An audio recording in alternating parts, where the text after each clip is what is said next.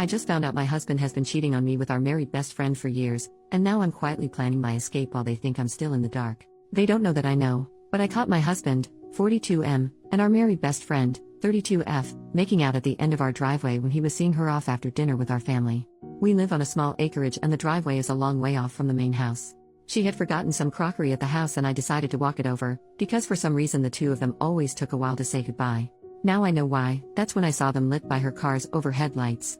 Making out in the front seat with our best friend straddling my husband. In shock, I didn't know whether to throw her Pyrex at the car or just walk away.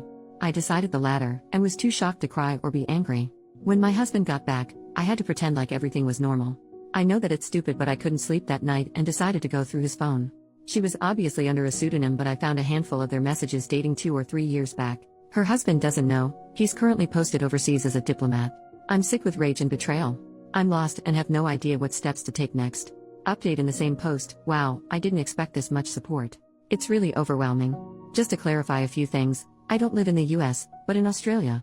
Technically, I can't file for divorce immediately as you need to be separated for 1 year and 1 day to file officially. My now ex-best friend just recently returned to the country. Her father has cancer, after being posted with her husband overseas. The dinner was to welcome her home, and what a welcome that was. As to what I'm going to do now, a part of me just wants to confront my husband and see what lame excuse he has. But I need to get away from him. This level of betrayal physically hurts. I can't help but think of all the times we spent together over the years and for how long our families were fooled. My mind is going crazy. When she was single and he would rescue her from some bad date, with the times they were alone in my house when the kids and I were out. How irrationally angry he was when he found out she had a boyfriend, then chose to marry him. Thinking back on it, the two of them disappeared at her wedding. When I asked him where he was, he said he needed to reassure her that she had done the right thing. I feel so sick thinking of these things. Second update in the same post. Thank you everyone for your concern and advice. As of tomorrow my husband is out of town.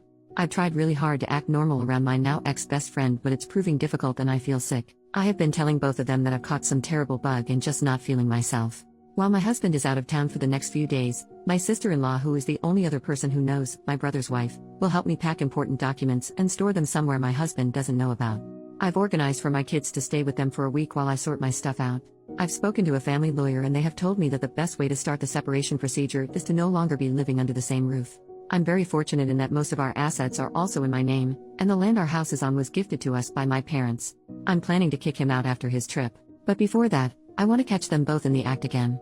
Have some hard proof, send it to the ex-friend's husband, and get the ball rolling for moving on with my life. I'll update with what happens after the confrontation. Final update in the same post. My husband came home 2 nights ago from his trip. While he was gone, I had organized a lot of the important documents, like financials, birth certificates, passports, anything that he could potentially use to try and get more than what he deserves.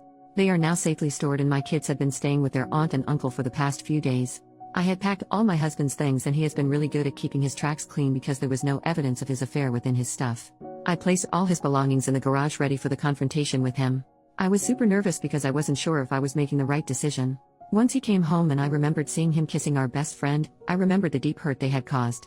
I was in our kitchen when he came home and he knew straight away something was wrong. During that week I had been distant and had barely answered his texts and screened his calls. I did answer every now and again and gave the kids a chance to speak to their dad. He asked me why I hadn't been responding to his texts and he tried to kiss me, but I turned away, and before I knew it, the first things that came out of my mouth were, "I want a separation." I have to admit that he didn't look very surprised when I said it. He nodded his head and said, "What do you know?" Which was just a punch in the gut, because I wanted him to deny it or say something like it was a one-off thing. I asked him to tell me everything, like when did it start? And he said they started about 10 years ago. At first it was flirtatious messaging and a sneaky kiss in the office when they briefly worked together, and the affair was on and off. She apparently always felt guilty, and her way out of that was to marry the next man that was interested in her and proposed. He admitted that they made love on her wedding day, and when he is out of town they meet. At this point I couldn't breathe and I was sobbing. I hated that the next words out of my mouth was, "Did you even ever love me?" He hesitated and said yes of course, but he was never in love with me the way he was with her. I cleared my throat and had said to him that he should tell her husband. There is no point hiding it anymore. I told him that all his stuff was in the garage and he can find somewhere else to stay. I let him know that I have spoken to a family lawyer, and I told him that when I feel ready, and only when I feel ready, will we see each other again and talk about the future arrangement with the kids. I said any further communication can be done through my sister-in-law or my brother. I told him he is allowed to see the kids but only at their place. I am of course wanting full custody of the children because it hurts too much to give him anything at this point. He agreed to all my points because he knew he was in the wrong. He tried to say sorry and then I absolutely lost my cool and screamed, "No freaking no way are you sorry. For 10 freaking years you have both deceived everyone we know. Please take your crap and leave and tell that woman you have been screwing for 10 years that I do not ever want to see her freaking face again." Certainly not my shining moment, but also a culmination of all the hurt and anger over the last few weeks that they have caused. I have no intention of talking to my ex-best friend or really to my soon-to-be ex-husband until I have had the time to grieve. New update, 1 year later. Thank you everyone who has been messaging over the last year to see how I'm going and asking for an update. It's been a crazy, painful year. But our divorce has been finalized, and I'm free. My ex-husband and my ex-best friend, as no surprise, are now in an actual relationship after the ex-best friend's husband found out about the affair. He divorced her, and since then we have met up for coffee to check in on each other and our mental health. He's been great sending encouraging messages, and he lives overseas and from his Facebook updates has started dating again. So I'm very happy for him. The legal and custody battles had been fairly stressful, but the ex-husband agreed to all my terms. The custody of the children was the only thing he really fought for. I have custody of the kids and he sees them on the weekends. The kids, including myself, have all been going to therapy separately. My ex-husband wants to see them more, and during school break the kids have the choice to stay with him or me. They have been good about it and stay with him for a week or so and then back to their mummy. Apart from necessary conversation, I steer away from my ex-husband and the ex-best friend. It still hurts so much and I understand that it will take some time to heal.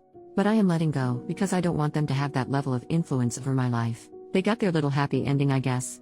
I decided to sell the property we were living in and move closer to family and friends because, as you know, it takes a village. And I have been extremely grateful for the support I have received over the last year.